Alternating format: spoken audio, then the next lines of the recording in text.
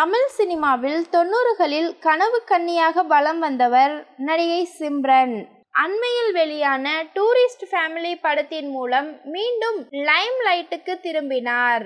மும்பையை சேர்ந்த சிம்ரனுக்கு தமிழ் சினிமா ரசிகர்களிடையே நீங்கா அன்பு நிறைந்திருக்கிறது.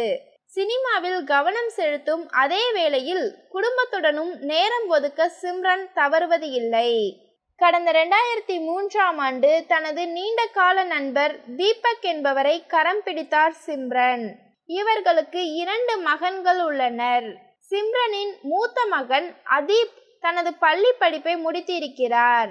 அவருடைய பட்டமளிப்பு விழாவில் நடிகை சிம்ரன் பங்கேற்று அந்த நிகழ்வு ஏற்படுத்திய மகிழ்ச்சி குறித்து தனது சமூக வலைதள பக்கத்தில் பதிவிட்டிருக்கிறார். அதில் அவர், எங்களின் கைகளில் உன்னுடைய சிறிய கைகள் இருந்தன. இன்று பட்டமளிப்பு உடையில் எங்களை விட உயரமாக நிற்கிறாய். நீ எங்கள் இதயங்களை பெருமையும் வியப்பும் நிரப்பும் வகையில் வளர்ந்திருக்கிறாய். வாழ்த்துக்கள் என நெகிழ்ச்சியாக குறிப்பிட்டு இருந்தார்.